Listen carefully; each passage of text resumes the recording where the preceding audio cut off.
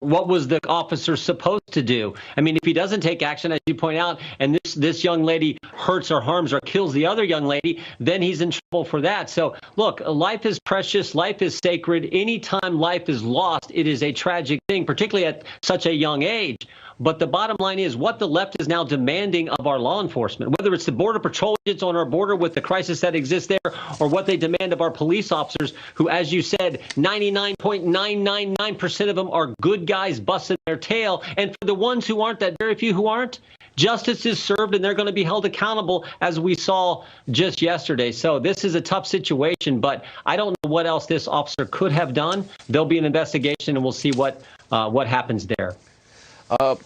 Congressman Donalds, let me ask you, number one, your reaction to this video that we've now all had an opportunity to see in this attempted stabbing and the police officer's reaction. And I saw also that you really went after Democrats for attempting to use the murder of George Floyd and the conviction of Derek Chauvin as a means to advance their agenda. You want to expand on that?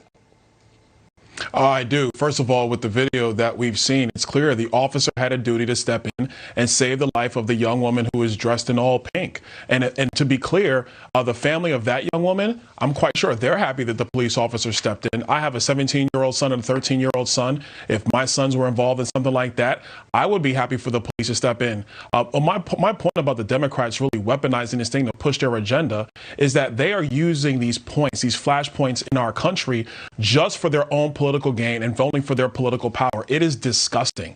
It's got to stop. And the last thing I'll say on this, Sean, is we have politicians who swear that they know how to fix all these things that are going on in our country, especially with policing. But these are the same politicians who've never started a business. They've never built a department. They've never created anything on their own, but they're going to tell us how to reform policing in America. I don't buy it. I don't believe it. This is about their agenda. This is about their politics, and they're using the anger and the outrage of the American people. This is literally Saul Alinsky rules for radicals. Pick a target, polarize it in order to get their way, and it's disgusting, and it needs to stop.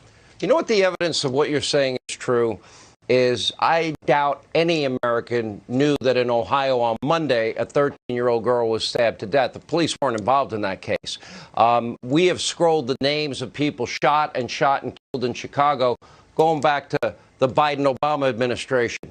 Nobody's ever lifted a finger. Nobody hears these names. Every weekend, 20, 40, 50, 60 people shot, 30 dead, 20 dead, every weekend. Nobody knows the people's names. Nobody does anything to fix it. I think that's evidence. We have over 100 cops killed this year, Congressman, and I don't think most people know their names either. Reaction.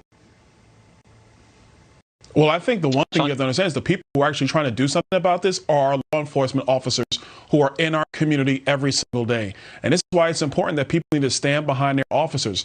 The polling data has been clear. When you talk about getting rid of police, nobody supports that. And you know who definitely doesn't support that? Black Americans, because they understand how important police officers are in these communities. They're the ones on the front lines. They're the ones on the ground trying to fix these situations, solve these situations, and bring justice in our communities every single day.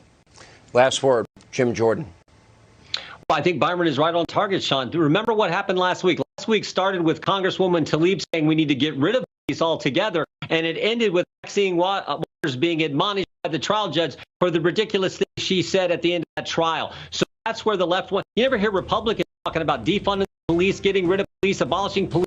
That is just the wrong thing to do for communities, the wrong thing to do for our country.